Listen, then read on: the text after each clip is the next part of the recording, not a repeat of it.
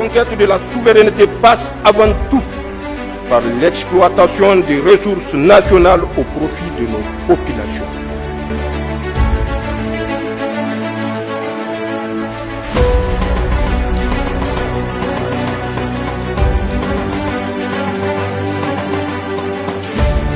« 10 novembre 1987, 10 novembre 2024, cela fait aujourd'hui 37 ans que l'ancien président de la République du Niger, le général de division Seyni Kounché, nous a quittés à l'âge de 56 ans. Retour sur le parcours de l'homme en ce 37e anniversaire de sa disparition dans cet hommage signé Moussa Hamani. Rien continuera à veiller avec la farouche détermination qui l'anime à la sauvegarde des acquis enregistrés depuis le 15 avril 1974.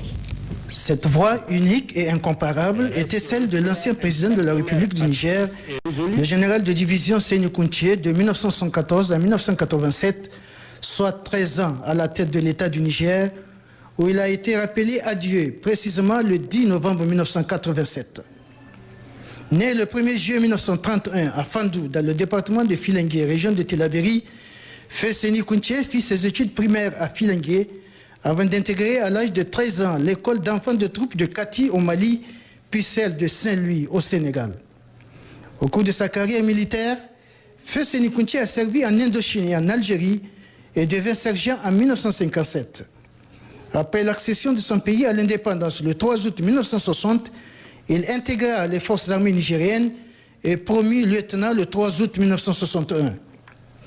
Après sa formation d'officier, Seyni Kounché reviendra au Niger pour occuper les postes de chef d'état-major adjoint des forces armées nigériennes en 1965, puis chef d'état-major en 1973, avant d'accéder au pouvoir le 15 avril 1974 en sa qualité de président du Conseil militaire suprême chef de l'État, renversant ainsi le régime du premier président de la République du Niger, Hamani Diori. 15 avril 1974, l'armée a décidé de prendre ses responsabilités en mettant fin au régime que vous connaissez. Animé d'un esprit nationaliste, le président Kounché, durant son règne, s'est toujours investi pour l'unité nationale, l'autosuffisance alimentaire et la paix. Bref, le développement socio-politique, économique et culturel du Niger. Incarnant les valeurs d'humilité, de rigueur au travail, d'honnêteté et d'intégrité, le président Kounché s'est efficacement battu pour transmettre ses vertus au peuple nigérien. Un combat mené à travers ses tournées régulières à l'intérieur du pays où il fut en contact étroit avec les populations. Infatigable et surtout soucieux du rayonnement du Niger sous l'échiquier international, Seyni Kounché a brillé au cours de son pouvoir par la création et le renforcement des liens d'amitié et de coopération entre le Niger ainsi que plusieurs pays d'Afrique et du monde. C'est ce grand homme d'État, patriote et visionnaire, que le Niger a perdu le 10 novembre 1987 à l'âge de 56 ans. Les hommes meurent, mais les actions demeurent. Le général Seyni Kounché nous a quittés, mais les Nigériens garderont toujours l'image d'un chef d'État modèle dont les œuvres inspireront sans doute les générations d'aujourd'hui et de demain. Que son âme repose en paix. Amin. Et dans le même ordre d'idée, militaire engagé, patriote, le général Amadou Toumani Touré a joué un grand rôle dans le développement et la stabilisation du Mali, mais aussi des autres pays de l'AES. Le parcours de cet homme reconnu pour son engagement et sa loyauté et qui a attiré sa révérence le 10 novembre 2020 à Bari Amiti. Amadou Toumani Touré est né le 4 novembre 1948 à Mopti, dans l'ancien Soudan français, actuel Mali, où il fréquente l'école fondamentale entre 1966 et 1969. Il est inscrit à l'école normale secondaire de Badalabougou à Bamako pour devenir instituteur. Finalement, il intègre l'armée en entrant à l'école interarmes de Kati au sein du 33e régiment des commandos parachutistes. Il grimpe rapidement les échelons. Après plusieurs stages en URSS et en France, il devient commandant du 33e RCP en 1984. En mars 1991, après les manifestations populaires réprimées dans le sang, il participe au coup d'État contre Moussa Traoré. prend la présidence du comité de transition pour le salut du peuple et assure les fonctions de chef de l'État pendant la transition démocratique. Il organise la conférence nationale qui s'est déroulée du 29 juillet au 12 août 1991, puis des élections législatives et présidentielles en 1992. À l'issue de ces élections, il remet le pouvoir au nouveau président élu Alpha Omar Konaré. On le surnomme alors le soldat de la démocratie. En juin 2001, il est l'envoyé spécial du secrétaire général des Nations Unies, Kofi Annan, en République centrafricaine après un coup d'État manqué contre le président centrafricain.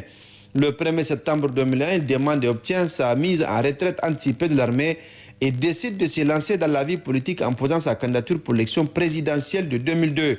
Il est élu président de la République le 12 mai 2002 avec 64,35% des voix au second tour.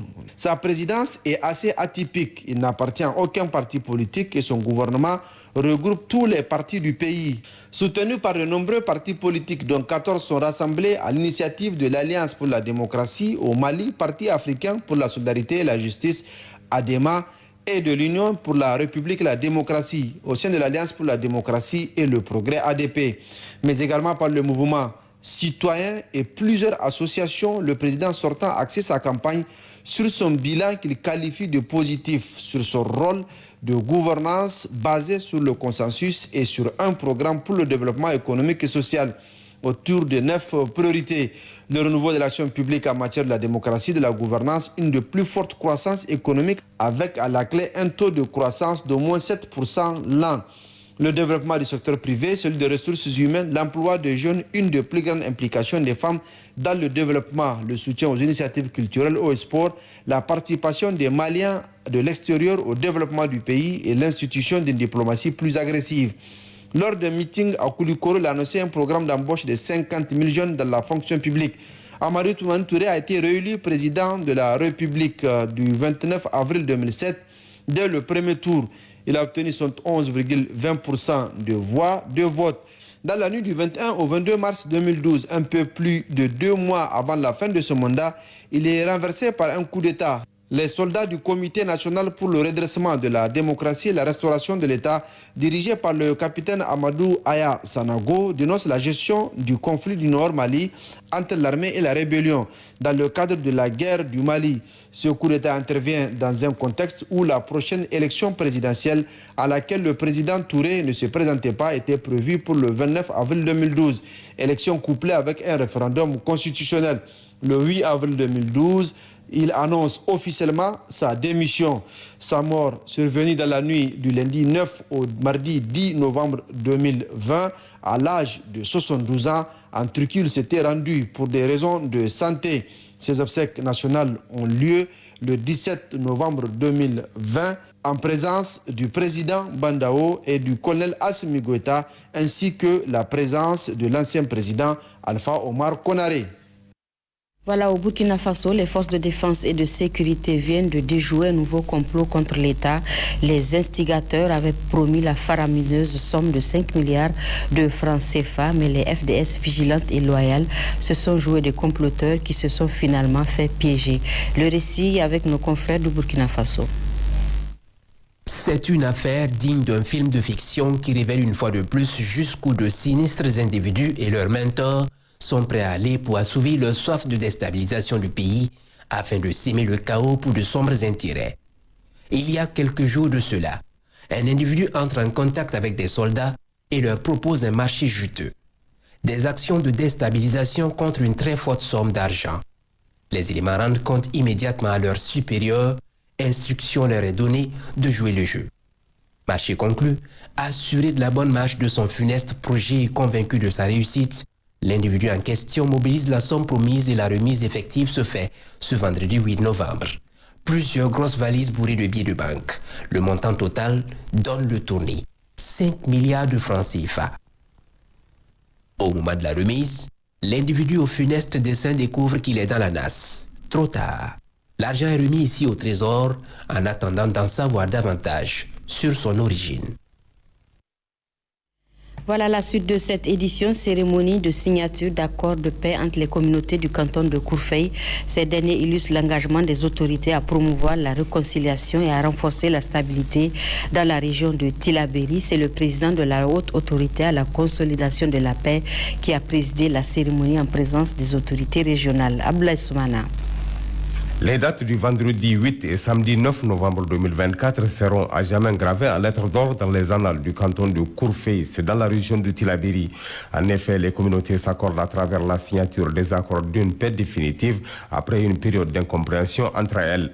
Une initiative des populations prise à bras le corps par le gouverneur de la région et qui a suscité le soutien de la haute autorité à la consolidation de la paix et du ministère de l'Intérieur. Peu après les mots du secrétaire général de la mairie de Filengue, du chef de canton par intérim de Kourfey, le gouverneur de la région de Tillabéri a magnifié les efforts à tous les niveaux et a permis la concrétisation de ces accords. Outre les honorables chefs de canton de Hamdallaye et de Damana, le président du tribunal de Filengue et les responsables régionaux des forces de défense et de sécurité, plusieurs autres leaders et acteurs ainsi que les membres du comité de suivi de paix de Banibangou se sont succédés pour se féliciter de la signature de ces accords. Pour le représentant du ministre d'État, ministre de l'Intérieur, de la Sécurité publique et de l'administration du territoire, ces accords illustrent l'engagement du chef de l'État, le général de brigade Abdraman Chani, à promouvoir la réconciliation et à renforcer la stabilité au Niger et dans la région de Tillabéri en particulier. En ouvrant les travaux, le président de la haute autorité à la consolidation de la paix s'est réjoui de l'initiative. Le général de brigade Amadou Didili a rendu hommage au premier responsable de la région pour son implication personnelle ayant permis la parfaite organisation de cette rencontre. Les éminents marabouts, à travers des prêches, expliqué aux participants les droits et devoirs de tout musulman. Ils les ont sensibilisés à s'approprier les valeurs que les ancêtres les ont léguées afin que vive et prospère le canton de Kourfey.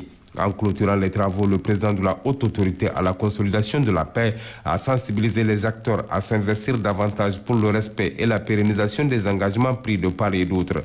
L'ensemble des acteurs ont signé le document et juré au nom de leurs communautés respectives sur le livre saint de leur confession qu'est le Coran pour le respect des engagements. Ces accords s'inscrivent dans une vision plus large visant à restaurer la confiance entre les communautés, aboutissant du coup à une quiétude sociale. De votre analyse sans complaisance, plus les pertinentes propositions de solutions, je retiendrai 3 niveaux d'action, à savoir, à très court terme, la volonté unanime de toutes les parties présentes de construire et fortifier dans la durée un climat de paix et de cohésion pacifique. À cet effet, j'annonce et réaffirme mon engagement d'accompagner tous les efforts qu'aura à déployer le comité de suivi que vous venez de mettre en place. L'appui de la HACP viendra, en plus du soutien au relèvement des ménages affectés par les inondations 2024, dont le traitement des requêtes est en cours pour les départements d'Abala et de Filengue. De même, la HACP soutiendra l'initiative visant la vulgarisation de la loi sur la cybercriminalité ainsi que le code rural et la loi sur le pastoralisme.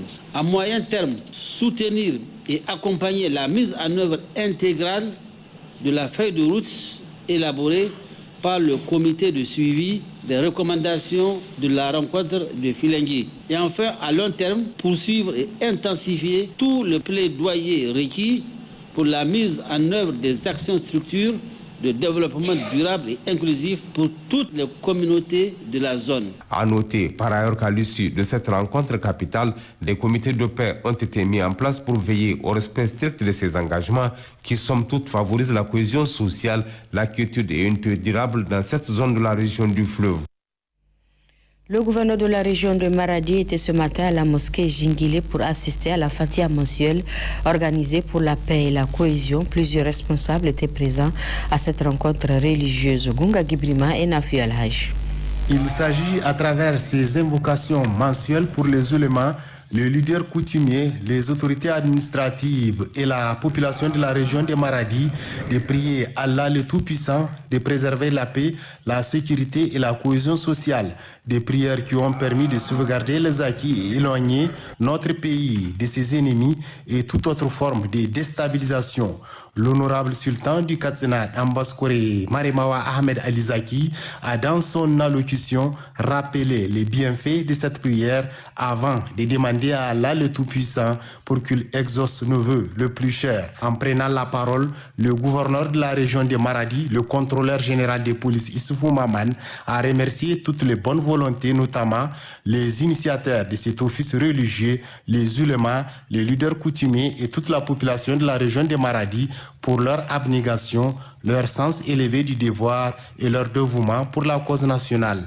Il les a exhortés à poursuivre dans cet élan pour la paix, la cohésion nationale et pour la prospérité de notre chère patrie. Le contrôleur général de police Issoufou Maman a en outre abordé certaines préoccupations de l'heure, dont entre autres la prévention de feux de bourse, la sécurisation des récoltes ou encore la prévention du conflit entre agriculteurs et éleveurs. Des prières qui vont se poursuivre selon les ulémas et les initiateurs pour le plus grand bonheur du peuple nigérien en général et la population de la région de Maradi en particulier. Lancement hier à la mosquée Tendé d'Agadez des zikir et louanges au prophète Mohammed, paix et salut sur lui. Cette activité vise à implorer le bon Dieu pour qu'il descende sa miséricorde sur le Niger. Moussa Efale et Bachir Harouna. Ils étaient nombreux samedi 9 novembre 2024 à converger vers la célèbre mosquée Tendé d'Agadez pour prendre part aux zikr et louanges au prophète Mohammed, paix et salut sur lui, pour demander la clémence d'Allah et sa miséricorde afin qu'il protège notre pays contre les ennemis de la nation. Nous sommes là pour le lancement d'une série de zikr, de Ashirinia au niveau de cette grande mosquée. La ville d'Agadez compte 7 grandes mosquées qui font les invocations, qui rendent hommage à l'islam, au bien-aimé dédié Mohammed sallallahu alayhi wa sallam. Donc à cette occasion, le sultan a demandé à l'ensemble des croyants de se réunir ici à ce lancement de Ashirinia, un certain nombre de louanges au prophète Mohammed sallallahu alayhi wa sallam, et profiter de cette occasion pour implorer Dieu pour qu'il y ait la paix, la sécurité, la prospérité pour notre cher pays, mais aussi pour la Oumma islamique et notre espace commun qui est l'AES. Le sultan a demandé à l'ensemble des croyants d'implorer Dieu pour nos autorités administratives, pour l'effort qu'ils sont en train de faire, et donner une victoire triomphante à nos vifs soldats qui sont sur les différents fronts contre les forces du mal. Donc c'est en ce sens, c'est la contribution ultime d'un musulman, implorer Dieu pour la paix, la sécurité de notre cher pays et sa prospérité. Ces rassemblements religieux initiés par le sultan de l'Aïr Oumarou Ibrahim Oumarou pour la paix et la sécurité visent à soutenir les actions prônées par le Conseil national pour la sauvegarde de la patrie, CNSP. Voilà le reportage de cette édition à Difa. Avec le début de l'harmattan, l'on assiste à de nombreux départs de feux de brousse à plusieurs causes. Ces incendies détruisent les productions de Difa qui demeure une zone pastorale par excellence. Alio Ibrahim. En ce début d'harmattan, où l'on enregistre des feux de brousse dans la région de Difa, les autorités régionales s'activent pour éteindre ces incendies, mais également s'activent à sensibiliser tous les segments de la société pour prévenir ces départs de feu. Il se trouve malheureusement que très tôt, la région a été victime de beaucoup d'incendies, beaucoup de feux de brousse. À la date du 1er novembre, nous comptons déjà 23 feux de brousse d'une certaine ampleur qui sont répartis comme suit: Bosso 4, Ngurti 4, Ngigimi 7, Difa 2, Menosoroa 2 et Goudoumaria 4. Des milliers d'hectares partis en fumée, mais également des millions d'hectares sauvés des feux grâce à la mobilisation des jeunes et des forces de défense et de sécurité dans toutes les contrées de la région de Difa. Chaque fois qu'il y a eu des feux de brousse, eh bien, les bras valides, les forces de défense et de sécurité se sont mobilisés pour éteindre le feu. Avec beaucoup de peine souvent, parce que vous savez très bien que c'est la période des grands vents, mais également c'est des superficies importantes avec des herbes sèches. Lorsqu'il y a le feu, ça se propage très rapidement. La vitesse de propagation est importante. La deuxième action, c'est la sensibilisation. Nous avons mobilisé autorités coutumières, autorités administratives, nous avons mobilisé la jeunesse, nous avons mobilisé les associations pour sensibiliser les gens sur le danger des feux de brousse. Des mesures pertinentes doivent être prises pour souligner l'importance d'une gestion rationnelle de cette richesse naturelle. D'abord, de l'État et des partenaires, nous attendons très rapidement la mise en œuvre du programme de réalisation des bandes pare-feu à l'endroit de la population pour attirer leur attention sur l'importance de cette richesse qu'est le pâturage, sur la nécessité d'éviter les feux de brousse à l'endroit des forces de défense et de sécurité, de tous les bras valides en général, pour qu'ils continuent à rester vigilants. La prévention à travers la sensibilisation, la vigilance et la mobilisation seront les maîtres mots pour protéger notre environnement. Ces feux de brousse ont un impact très négatif sur notre environnement. Cependant, le gouvernement nigérien reste et demeure engagé aux côtés des populations pour établir des bandes pare-feu. À Maradi, une de nos équipes s'est intéressée à l'effectivité de la réduction des prix des soins et la gratuité pour les enfants de 0 à 5 ans. Dans le reportage qui va suivre, Mariam Ibrahim Sabi et Isaac Issa nous font découvrir, en plus de cet aspect, une autre innovation du CHR de Maradi, à savoir la carte blanche d'accompagnant. Suivez plutôt. Ce mercredi 30 octobre, nous nous sommes rendus au centre hospitalier régional de Maradi. Ici, nous y sommes pour constater de plus près l'effectivité de l'application de la réduction des prix de soins et celle de la gratuité pour les enfants de 0 à 5 ans. On applique la nouvelle tarification correctement et vous voyez, on sort un reçu, on leur donne. La tarification a changé. Celui qui doit payer 5 000, maintenant il paye 2 500. Celui qui paye 1 000 francs, il paye 500. Et le taux de fréquentation est tellement élevé maintenant, parce que les gens, vraiment, il y a l'engouement. Avant, il y avait quand même une barrière au niveau de la santé, il y a des barrières financières. Maintenant, elle est minimisée. Des propos vivement appuyés par les patients qui se sentent soulagés par cette noble initiative du président du Conseil national pour la sauvegarde de la patrie, chef de l'État, Abdrahmane Tchani, et son gouvernement, à qui ils disent merci. Même les nantis ont besoin d'assistance. Et donc, on remercie vraiment Dieu et le gouvernement nigérien pour cette bonne action. Nous rendons grâce à Dieu pour nous avoir montré cette nouvelle ère. J'ai amené mon papa au centre hospitalier. Et Dieu merci, c'est pas comme les années antérieures, où en plus d'être mal accueillis, les soins n'étaient pas de qualité. Mais maintenant, Dieu merci. Avec cette décision prise par les autorités nigériennes, nous sommes non seulement soulagés et l'accueil se fait dans les normes. J'ai amené mon enfant à l'hôpital et Dieu merci, nous avons bénéficié gratuitement des soins. J'ai amené ma fille qui souffrait du paludisme et par la grâce de Dieu, les agents de santé nous ont bien accueillis et gratuitement. Ma fille a été bien traitée et a recouvré sa santé. La conquête de la souveraineté passe avant tout par l'exploitation des ressources nationales au profit de nos populations.